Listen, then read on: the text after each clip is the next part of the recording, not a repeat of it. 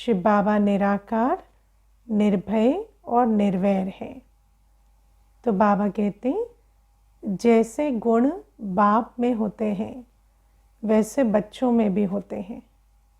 तो हम बच्चे भी सदा निर्भय और निर्वैर होने चाहिए, है ना। तो पहले लेंगे निर्वैर की पॉइंट को, कि हमारा किसी से भी कोई वैर नहीं है।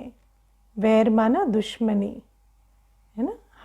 हमारा कोई दुश्मन नहीं है, कोई ऐसा नहीं जिसको हम कहें ये मेरा मित्र नहीं या मुझे पसंद नहीं, या किसी के लिए दिल में हमारे कोई बात हो, ऐसा नहीं हो सकता, है ना। लेकिन ऐसी स्थिति है कि कोई एक भी आत्मा इस पूरे संसार में नहीं जिसके लिए हमारे दिल में कुछ भी कड़वा हो, जिसको हम कहेंगे एनर्जी ब्लॉक, है ना। स्नेह की एनर्जी ब्लॉक है, ऐसा एक भी आत्मा ना हो। ऐसा ही है। कौन कौन है पूरे निर्वैर, किसी के लिए भी दिल में कुछ भी नहीं है। हाँ, ऐसा है। हाँ, आज अगर कहें कि कोई भी आत्मा जिसके लिए मानो कुछ समय तक कोई संकल्प भी चला, उसको भी आज उससे गले लगाना हो, आज उस आत्मा के साथ कार्य करना हो, तो हमारे दिल में कोई ऐसे फीलिंग नहीं आनी चाहिए। तो बाबा कहते हैं अगर हम निर्वैर नहीं हैं तो बाबा हमें क्या कहेंगे, हाफ कास्ट ब्राह्मण। हाफ कास्ट ब्राह्मण क्यों? क्योंकि अभी शिव बाबा ने हमें ब्रह्मा मुख से अडॉप्ट किया है, तो वैसे तो हम ब्राह्मण हैं, लेकिन बाबा कहेंगे अगर बाबा के बच्चे के अंदर किसी के लिए भी वैर भावना है तो उसको फुल ब्राह्मण नहीं कहेंगे बाबा, फुल बाबा का बच्चा नहीं है। क्यों नहीं है? क्योंकि हाफ कास्ट ब्राह्मण माना उसको पूरी समझ अभी आई नहीं है। ठीक है। अब वैर भावना कैसे खत्म होती है? तो सबसे पहला ज्ञान आत्मा का ज्ञान। आत्मा का ज्ञान हमें क्या कहता है कि हर आत्मा जो भी कर्म करती है वो अपने संस्कारों के वश करती है। ठीक है।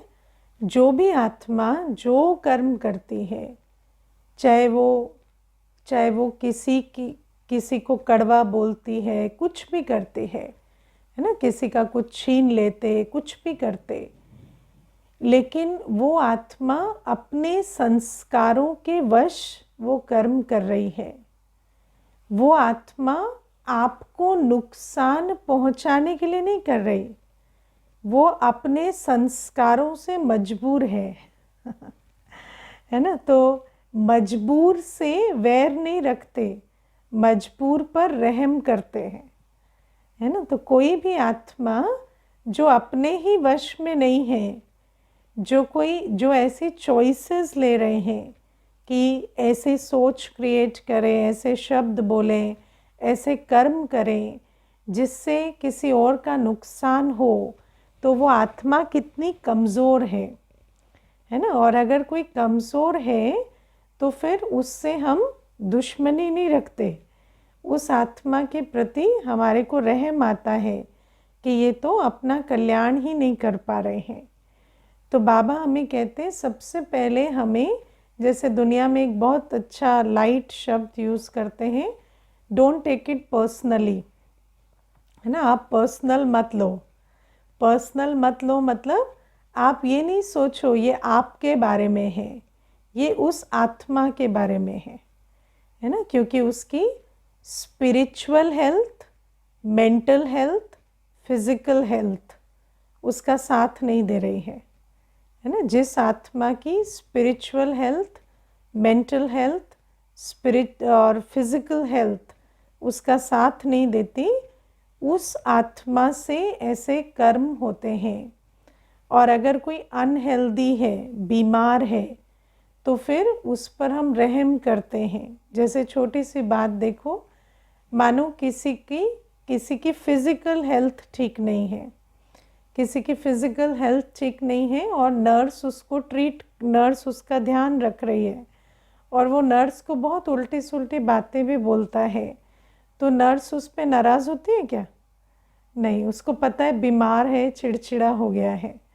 तो ऐसे ही जब आत्मा की स्पिरिचुअल हेल्थ ठीक नहीं है, आत्मा की बुद्धि में विकार बैठे हुए हैं या मेंटल हेल्थ ठीक नहीं है, जब उसके मन जो है वो उसके काबू में नहीं है, तो बहुत सारे ऐसे कर्म करते हैं जो उनको शोभा नहीं देते, लेकिन उसमें आपका कुछ नहीं है, वो उस आत्मा की स्थिति के कारण हो रहा है।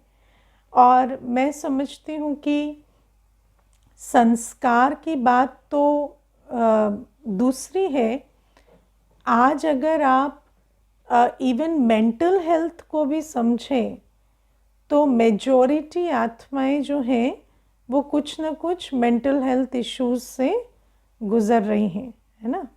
तो ऐसे में कोई आत्मा अगर किसी प्रकार का व्यवहार कर रही है जो आपको ज़्यादा समझ में नहीं आ रहा, तो आप समझो कि हमें कुछ ना कुछ पता नहीं है जिस कारण से ये ऐसे बिहेव कर रहे हैं, और उस बात से आपको नाराज़ नहीं होना है, आपको परेशान नहीं होना। आपको उस आत्मा को दुआएं देनी है कि हाँ, ये भी ठीक हो जाए और बाबा इनकी मदद करे। और फिर आत्मा के अंदर स्पिरिचुअल हेल्थ तो है ही कि उसके अंदर बहुत सारे ऐसे संस्कार हैं, उसने अपने अंदर ऐसी सोच की, वृत्ति की, भावना की आदतें बनाई हैं, ऐसे संस्कार बनाए हैं, उसके अपने थॉट प्रोसेसेस ऐसे हैं, एटीट्यूड ऐसे डेवलप किए हैं। तो ये सारी चीज़ें आत्मा के संस्कार हैं, habits of thought, habits of feelings, habits of attitude और हैबिट्स ऑफ एक्शन। ऐसे ऐसे आत्मा ने बनाए हैं कि उन आदतों के कारण, उन संस्कारों के वश वो आत्मा ऐसे कर्म कर रही है। तो जब हम समझते हैं कि ये ऐसी हालत है, तो फिर ऐसी आत्मा से हम कोई वैर नहीं रखते। और दूसरी बात, बाबा कहते कि दूसरा बिंदु कि परमात्मा की संतान है, तो अगर आप किसी के बच्चे के साथ वैर रखेंगे तो पिता आपको प्यार करेगा? हाँ, आपके बच्चे के साथ कोई वैर रखे तो आप माता पिता प्यार करेंगे उससे? है ना। तो बाबा कहते ईश्वरीय संतान के साथ वैर नहीं रख सकते, ठीक है ना। तो बाबा कहते और ड्रामा अनुसार सब कुछ एक्यूरेट है, जो भी कोई पार्ट बजा रहा है, जो भी कोई कर रहा है, वो एक्यूरेट है, भले ही हमें कहीं लगे। कई बार ऐसा होता है ना कि कोई बात होती है, कोई व्यवहार होता है, तो हमें समझ नहीं आ रहा है ये कहाँ से आ रहा है, क्यों आ रहा है। लेकिन जब ड्रामा का ज्ञान समझते हैं तो हमें पता है जो भी हो रहा है एक्यूरेट हो रहा है, भले मुझे समझ आए या ना आए। तो ब्राह्मण माना जिसकी बुद्धि में आत्मा, बाबा और ड्रामा का ज्ञान बैठा हुआ है, और जिसकी बुद्धि में आत्मा, बाबा और ड्रामा का ज्ञान है ना, उसको किसी से कोई कंप्लेंट नहीं होती। उसको पता चलता है कि जो हो रहा है ड्रामा अनुसार हो रहा है, और जो भी कोई कुछ कर रहा है, it is not about me, it is about them. तो इसलिए मुझे इस बात में अफेक्टेड होने की ज़रूरत नहीं है ना। जैसे कई बार ऐसा होता है, किसी आत्मा की टेढ़ी बोलने की आदत होती है ना, तो आप कितना भी सीधा बात करें वो कुछ ना कुछ टेढ़ा ही बोलेंगे है ना, कुछ ना कुछ टेढ़ा ही बोलेंगे। तो फिर क्या होता, तो आप समझो कि वो उसका संस्कार है। ऐसा नहीं है कि आपने कुछ बोला है इसलिए वो ऐसा कह रहे, वो ऐसा ही बोलते हैं।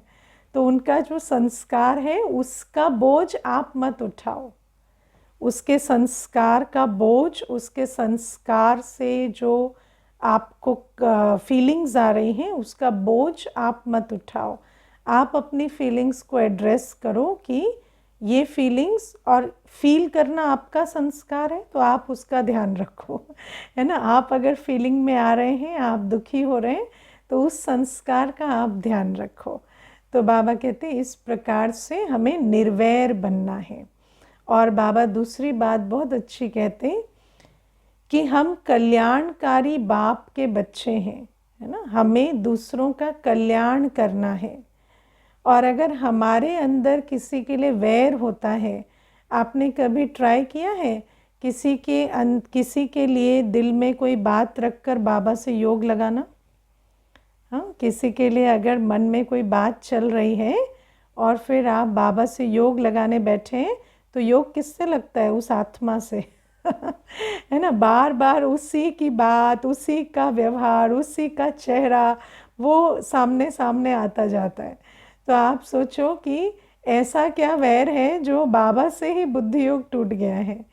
तो बाबा कहते हैं ऐसे किसी भी आत्मा से अगर हम वैर रखेंगे तो हमारी बुद्धि जो है वो उस आत्मा के साथ जुड़ जाएगी, और फिर जो कल्याण का कार्य हमें बाबा की याद से करना है, हमें तो बाबा को याद करके निरंतर याद में रहकर विश्व कल्याण करना है ना। तो फिर बाबा की याद ही नहीं रहेगी तो कल्याणकारी आत्मा कैसे बनेंगे?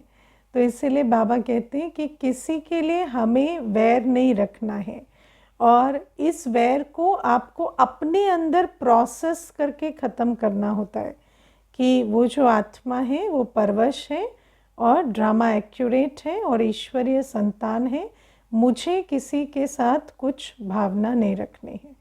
तो बाबा कहते हैं ये पहली चीज़। दूसरा, निर्भय होना। और ये जो निर्भय है ये बहुत बड़ी सब्जेक्ट है आज, क्योंकि आज दुनिया में एंग्जाइटी बहुत हो रही है ना। आज दुनिया में क्या है, हाल कैसा हो गया है, आज दुनिया में बहुत आत्माओं को एंग्जाइटी की प्रॉब्लम आ रही है। और एंग्जाइटी क्यों होती है? ये फियर का ही, भय का ही एक स्वरूप है। तो सबसे पहले हम अपने आप से पूछें हमें किस बात से भय लगता है ना। तो भय क्यों आता है? भय आता है ईगो से, दे अभिमान से, है ना। और ईगो क्या है? Attachment to what you are not. जो आप नहीं हैं, आप तो एक आत्मा है ना, लेकिन जब हमारा अटैचमेंट आत्मा और बाबा, इसके अलावा इस दुनिया में किसी भी चीज़ से होता है, तो उस अटैचमेंट से जन्म लेता है भय, है ना, कि ये बना रहे, ये चेंज ना हो, ऐसा ही चलता रहे। तो वो जो अटैचमेंट है वो भय को जन्म देता है। तो इसलिए पहले हमें अपने आप से पूछना है हमें किन चीज़ों का भय लगता है। जैसे कि मृत्यु का भय, है ना। मृत्यु का भय सबसे बड़ा भय है। दूसरा भय जो सबसे बड़ा मनुष्य को लगता है वो है अपमान का भय, है ना। कोई मुझे कुछ कह दे है ना, कोई मुझे कुछ कह ना दे, कोई मुझे कुछ उल्टा ना बोल दे, उस भय में भी बहुत रहते हैं। बीमारी का भय, है ना, आजकल बहुत बीमारी का भय भी चलता है। आजकल दुनिया में कहते हैं वाइट कोट हाइपरटेंशन, माना जब आप डॉक्टर के पास बैठे हैं तो आपका बीपी रीडिंग हमेशा ज़्यादा आता है ना, क्योंकि आपको बीमार होने से इतना डर लगता है कि बीपी उसी से बढ़ गया है। तो जब घर में रीडिंग ले रहे हैं तो नॉर्मल आ रहा है, और डॉक्टर के क्लिनिक में बैठे हैं तो बीपी ऑटोमेटिक ज़्यादा आ रहा है। तो ये भी क्या है? ये भी एक भय है, बीमार ना हो जाए, शरीर ना छूट जाए, कोई कुछ कह ना दे, अपमान ना हो जाए, तो या मेरी बनी बनाई इज्जत ना खो जाए, है ना। कई ऐसे हमारी लॉस ऑफ रेप्यूटेशन का भय बहुत होता है कि कोई हमारे बारे में जो मेरी जो रेप्यूटेशन है, साख है, वो ना हिल जाए। तो बाबा कहते हैं ये सारे भय आत्मा के अंदर होते हैं। क्यों? क्योंकि आत्मा जब आत्मा आती है तो कैसे आती है? शरीर के साथ आती है? नहीं, नंगी आती है ना। छोटी सी आत्मा परमधाम से चली आती है, लेकिन यहाँ आते ही शरीर में बैठते ही उसको अटैचमेंट हो जाता है कि ये शरीर अब छूटना नहीं चाहिए, है ना। या फिर जो भी इस शरीर के द्वारा करती है या एक्वायर करती है, उस आत्मा को हर उस चीज़ से अटैचमेंट हो जाता है। और फिर आत्मा सोचती है कि नहीं, मुझे ये खो ना जाए, ये ऐसे ही बना रहे। लेकिन सबसे बड़ी बात है कि जितना हम भय क्रिएट करते हैं उतना ही दुनिया में कहते हैं all your fears are self fulfilling. आप जिस चीज़ के लिए डरेंगे वो तो ज़रूर होगी क्योंकि आप ही तो उसका आह्वान कर रहे हैं ना, बार बार उसके बारे में सोच रहे हैं, उन सिनेरियोज़ को क्रिएट कर रहे हैं। तो वो जो जिस चीज़ का भय है आप एक्चुअली उसको मैनिफेस्ट कर रहे हैं या आप उसका आह्वान कर रहे हैं। तो हमारे सारे भय सच ही होने वाले हैं क्योंकि हम ही उन वो जो भय की बातें हैं उनको सींच रहे हैं। तो इसीलिए बाबा हमें कहते हैं कि आत्मा को कैसा होना है, निर्भय होना है, क्योंकि हम तो अकेले आए थे, अकेले जाएंगे। तो यहाँ पर जो भी कुछ है उसके बारे में इतना भय क्यों है। और सबसे बड़ी चीज़ है जो हमारे अंदर जो भाषा है ना, उस भाषा में हम कहते हैं ट्रेजेडी, लॉस, लेकिन बाबा हमें कहते हैं परिवर्तन, है ना। हर चीज़ क्या है, एक परिवर्तन है। एक शरीर छूटता है, दूसरा शरीर मिलता है, शरीर परिवर्तन होता है। कोई चीज़ जाती है, दूसरी चीज़ आती है, परिवर्तन होता है। और परिवर्तन तो सृष्टि का नियम है ना। तो इसीलिए बाबा कहते हैं कि किसी भी परिवर्तन से हमें डरना नहीं है। किसी बात में हमें ऐसे ना हो कि ये नहीं होगा तो कैसे चलेगा, क्योंकि कुछ भी हो जाए मैं आत्मा हूँ, मेरा बाबा मेरे साथ है और हम उस चीज़ से डील कर लेंगे, है ना। और सबसे बड़ी बात है, आपके डरने से वैसे भी कौन सा वो नहीं होगी जो होना है वो तो होगा ही। ठीक है, मैं आपको एक छोटी सी इसमें बात बताती हूँ। एक माता है तो उसको ना बार बार कोई कहता था कि जैसे युगल जो उसके थे तो उसके कुछ सीक्रेट्स उस माता के युगल के पास थे। तो कोई भी बात होती ना तो युगल कहते कि तुम्हारी ये बात सबको बता देंगे ना, बदनाम हो जाओगी, है ना। तो इस प्रकार से वो चलता। तो उस डर में जो भी युगल कहते वो माता करती भी। तो ऐसे चला चला चला और फिर अंत में एक दिन झगड़ा हुआ और युगल ने वो सारी बातें कह दी और फिर तो वो सारी बात हो गई।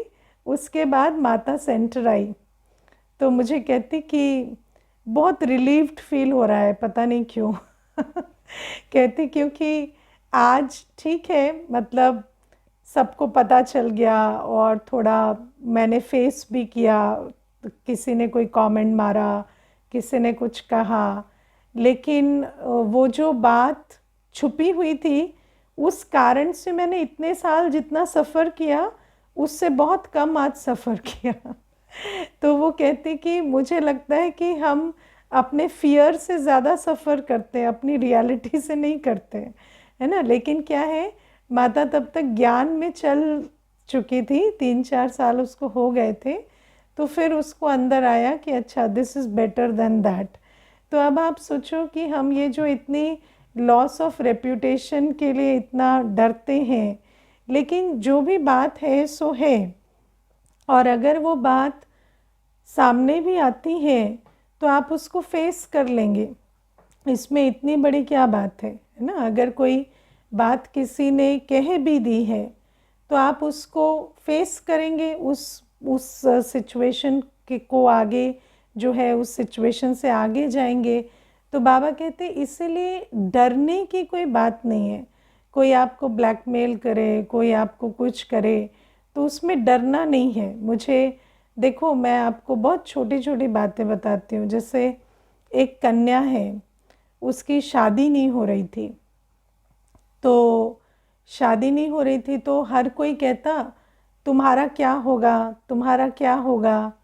अब आप देखो, जो कन्या है पढ़ी लिखी है, टीचर की नौकरी करती थी स्कूल में, डिसेंट सैलरी भी कमाती थी, लेकिन तुम्हारा क्या होगा, तुम्हारा क्या होगा, उस भय में जैसे जैसे आयु बढ़ती गई तो मेरा क्या होगा, मेरा क्या होगा, अंदर इतना चला कि एक भाई जो था वो मैरिड है ना, लेकिन उसने उसको कहा कि मेरा तो डिवोर्स होने वाला है और मैं आपसे शादी करूँगा।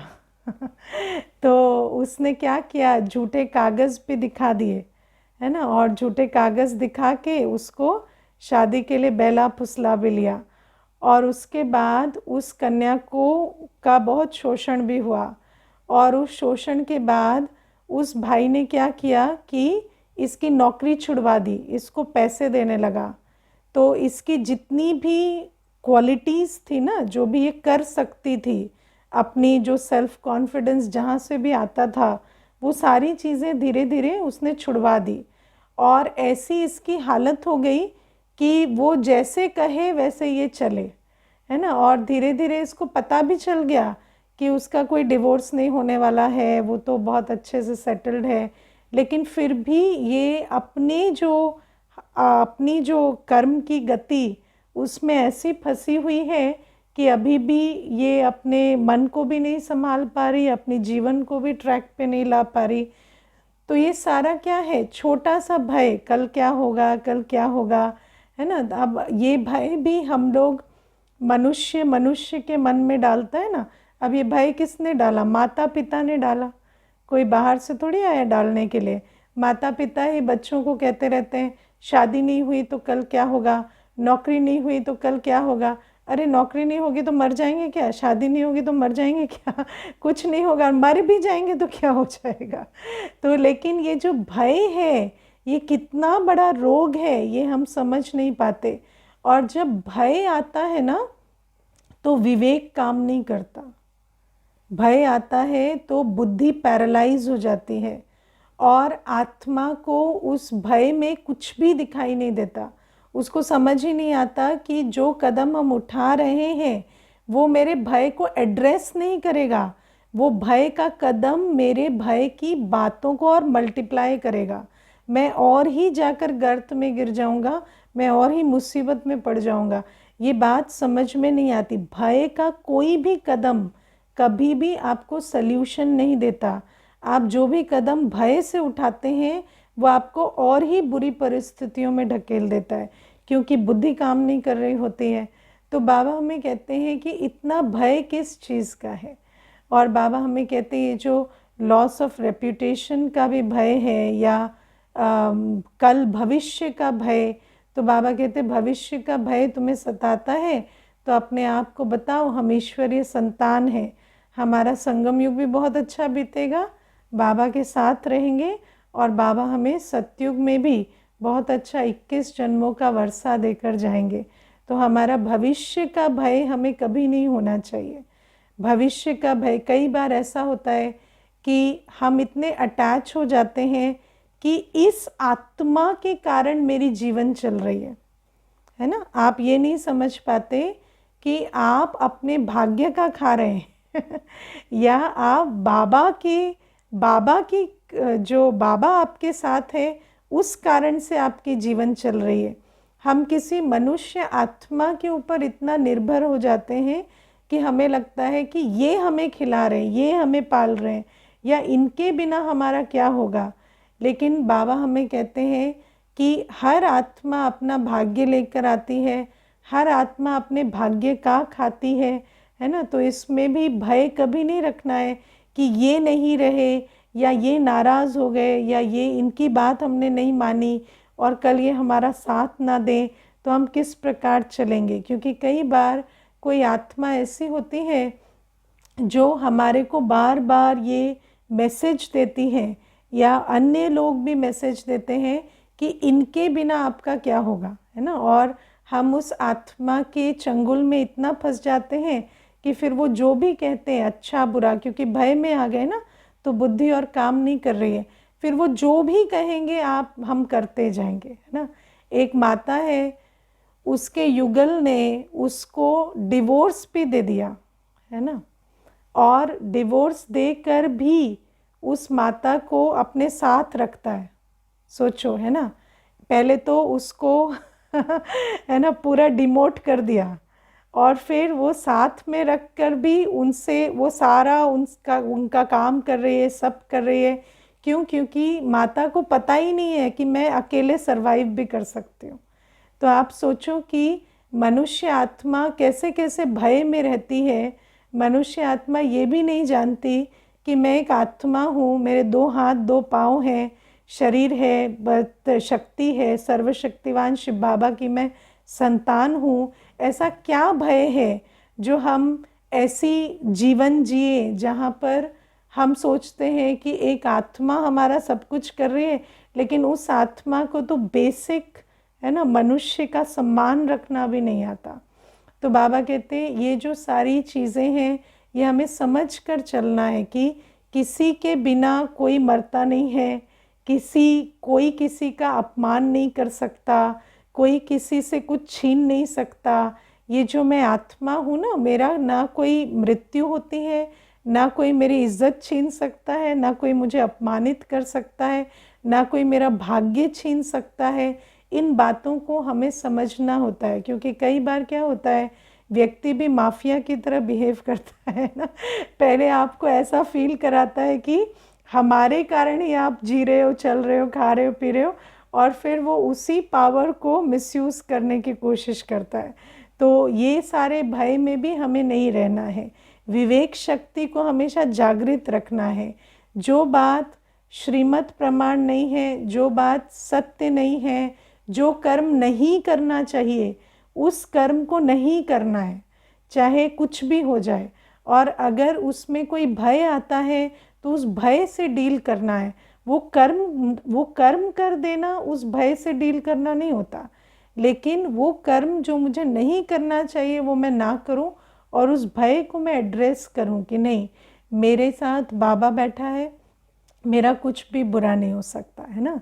और फिर छोटी छोटी बातें, जैसे आप देखो कि कई बार मनुष्य को बहुत छोटे छोटे भय होते हैं, जैसे कि मुझे ये कह देंगे, है ना, ये तो बहुत नॉर्मल सा है ना, कि कोई मुझे कुछ कह देगा। तो आप देखो कि उस भय में रहते रहते आप कोई भी काम ठीक से नहीं कर पा रहे, क्योंकि एक तरफ आप सोच रहे हैं मुझे करना क्या चाहिए, दूसरी तरफ आप सोच रहे हैं ऐसा करूंगी तो वो ऐसा ना कह दे। तो आप उस कर्म को भी ठीक से नहीं कर पा रहे, क्योंकि आपकी निर्णय शक्ति जो है उसमें 2 फैक्टर्स आ गए। एक, मैं ऐसा ठीक समझती हूँ, दूसरा उनको ये गलत तो नहीं लगेगा। तो आप इनएविटेबली क्या कर रहे हैं, गलत कर्म बार बार कर रहे हैं, है ना। मानो छोटी छोटी बातें हैं, किसी के मन में डर बैठ जाता है कि मैं ये सामान ऐसे रखूँगी तो वो आके ऐसे तो नहीं कहेंगे यहाँ की जगह यहाँ रखना है, तो आप दूसरी जगह रख रहे हैं। लेकिन वास्तव में वो जो सामने वाला है वो कह रहा है आप फिर यहाँ क्यों रख दिए, यहाँ क्यों रखे नहीं, तो फिर डांट आप उतनी ही खा रहे हैं। लेकिन आपके अंदर जो भय है उस कारण से आपके अंदर क्लैरिटी ऑफ डिसीजन मेकिंग नहीं है, क्योंकि आप सिर्फ अपनी बुद्धि से नहीं सोच रहे, आप हर बार में ये भी सोच रहे हैं कि वो क्या कहेंगे, वो कैसे रिएक्ट करेंगे। तो हर बात में अगर आप वो क्या कहेंगे, वो कैसे रिएक्ट करेंगे सोचेंगे, तो आपका जो निर्णय है वो इंडिविजुअल नहीं रहेगा और उसमें द्वैत आता जाएगा। तो बाबा कहते ये बातें भी बहुत रहती हैं। फिर आजकल आप देखो कि ऐसे बहुत बुज़ुर्ग होते हैं, जैसे शरीर की आयु बहुत बड़ी हो गई है, 80-85 वर्ष के हैं, अकेले रहते हैं, तो डर लगता है ना, कि युगल जो है कभी गिर गए या कोई बात हो गई तो फिर उसमें हम क्या करेंगे, या इस प्रकार के ओल्ड एज के फियर्स बहुत होते हैं।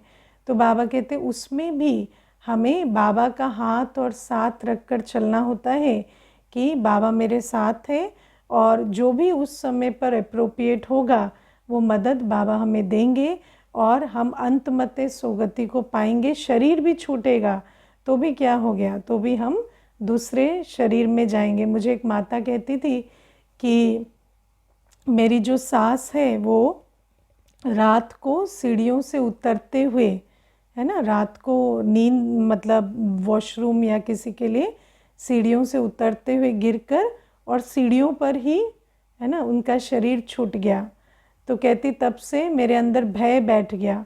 तो जैसे जैसे हमारी आयु बढ़ रही है तो मुझे लगता है हस्बैंड का ऐसे ना हो जाए, मेरा ऐसे ना हो जाए।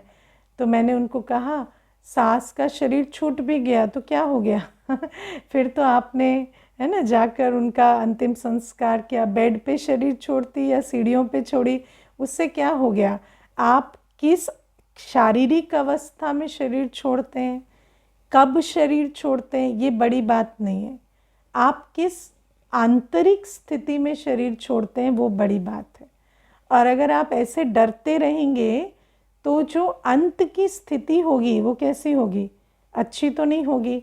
और उस आंतरिक स्थिति में तो अंतमते सोगति नहीं होगी। बाकी मानो बाबा ने आज कितने अच्छे एग्जाम्पल्स दिए, चाहे छत गिर गई है ना तो भी क्या हुआ? आत्मा निकल कर बाबा के पास चली जाएगी। गोली लग गई तो भी आत्मा निकल कर बाबा के पास चली जाएगी। तो कब शरीर छूटता है या किस शरीर की अवस्था में शरीर छूटता है, कोई बड़ी बात नहीं है, क्योंकि ये तो जस्ट अ बॉडी ना, कुछ नहीं है। लेकिन जो आत्मा की स्थिति है शरीर छूटने के समय, वो इम्पॉर्टेंट चीज़ है। इसीलिए अपने भय जो है उन पर हमें विजय पानी है। और भय पर विजय पाने का एक ही तरीका है, वो है मैं आत्मा हूँ, मैं अजर अमर अविनाशी हूँ, मैं स्वमानधारी आत्मा हूँ। मेरा मान जो है वो मेरे कर्मों से बनता है ना। मेरा मान या अपमान मेरे कर्मों से होता है। मेरा मान या अपमान किसी के करने से नहीं होता। कोई मान दे तो मान मिला, अपमान करे तो अपमान मिला, ऐसा नहीं है। मैं स्वमानधारी आत्मा हूँ। मेरा मान अपने कर्मों से है। मेरा भाग्य कोई दूसरा नहीं बनाता, मेरा भाग्य मेरे कर्मों से है। जैसा मेरा कर्म होगा वैसा मेरा भाग्य होगा। मुझे अपने भाग्य के लिए डरना नहीं है, मुझे अपने कर्मों की जिम्मेवारी लेनी है। जानकी दादी जी हमेशा कहते थे कि अगर आपको डर लगता है ना भविष्य के लिए, भाग्य के लिए, तो श्रेष्ठ कर्म करो।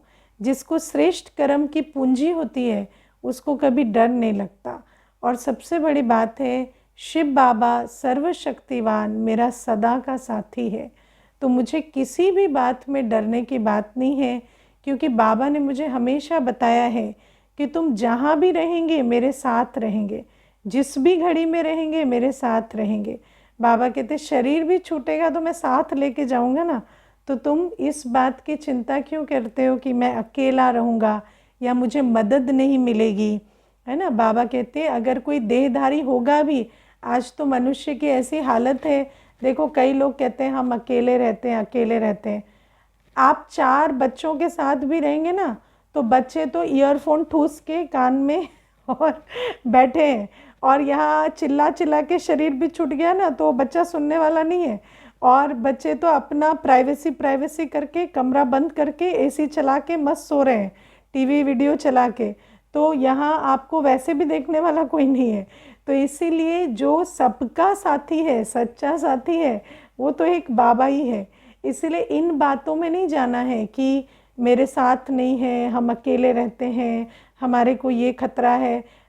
अगर कोई 4 लोग साथ भी रहते हैं, आप देखो वो जो माता कहती थी मेरी सास सीढ़ियों पर शरीर छोड़ी, मैंने कहा तब तो आप दोनों घर में ही थे ना, तो भी तो उसने सीढ़ियों पे शरीर छोड़ा तो क्या हो जाता है किसी के घर में रहने से या नहीं रहने से? अभी आप क्यों सोचते हो कि हम अकेले हैं, है ना। तो बाबा कहते हैं कि ये सारी चीज़ें हैं। फिर फेलियर का भी फियर होता है ना, कि हम फेल ना हो जाए, हम फेल ना हो जाए। अब शुरू करने से पहले तो फेल ना हो जाए तो फिर थॉट्स बिकम थिंग्स, तो जो सोचेंगे वो होगा। तो इसीलिए बाबा कहते हैं अपने को दुआएं दो, शुभ शुभ बोलो, है ना। कोई भी बात हुई तो बाबा ने हमें स्वमान क्या दिया है, मैं विजयी रतन हूँ, मेरी विजय निश्चित है। कोई कर्तव्य करते हैं, कोई कर्म करते हैं, तो अपने आप को कहो बाबा मेरे साथ हैं, मेरी विजय निश्चित है, मेरी हार हो नहीं सकती, है ना। किसी ने लिखा है छोटे छोटे भय, छिपकली का डर, कॉकरोच का डर, है ना। तो बाबा कहते हैं ये भी क्या है, चढ़ने दो 1-2 बार 1-2 बार चढ़ने दो तो डर निकल जाएगा। मुझे याद है यज्ञ में एक भाई साहब थे, तो उनके कुछ विरोधियों ने क्या किया, उनके गले में जिंदा सांप डाल दिया, है ना। तो ऐसे गले में जिंदा सांप डाल दिया, तो वो बाबा की याद में बैठे रहे, है ना। तो अगली बार किसी ने और सांप डाला क्या, वो तो डराने वाला डर गया कि ये क्या आत्मा है जो ऐसे खड़े रहे जब जिंदा सांप गले में डाल दिया। तो बाबा कहते हैं इस प्रकार से जो भी डर है ना, मानो छिपकली का है, किसी चीज़ का है, उस डर को फेस करने का यही तरीका है कि वो जब जब हो तो उस समय पर अपने आप को ऑब्जर्व करो कि मैं ठीक हूँ। मुझे एक बहन कहती थी मेरा एक्सीडेंट हो गया, तो जब एक्सीडेंट हुआ तो मैं गाड़ी ऐसे पड़ी थी, मैं ऐसे पड़ी थी, तो मैंने अपने आप को पूछा हाथ ठीक है, पाँव ठीक है, नहीं थोड़ा थोड़ा फ्रैक्चर है, तुम ठीक हो, हाँ तुम ठीक हो, तो अपने आप को उठाओ और एक फ़ोन करो कि कोई आए और मदद करे। तो फिर फ़ोन किया, लोग आए, तो उस दिन के बाद मेरा एक्सीडेंट का भय निकल गया। मैंने सोचा एक्सीडेंट के बाद भी कुछ नहीं होता है, 2-4 हड्डी ही टूटती है, उसके बाद हम as it is normal function करने लगते हैं। तो जब कोई चीज़ का डर होता है ना, तो अपने आप को संकल्पों में पूछो अगर ये हो गया तो क्या, है ना। तो विजुअलाइज करो, जैसे बाबा हमें मुरली में बार बार विनाश की सीन बताते हैं, क्यों, ताकि बुद्धि में आप ओके हो जाएं विनाश के साथ आप अपने संकल्पों में ओके हो जाएं कि हाँ ये होगा और हम इससे डील कर सकते हैं।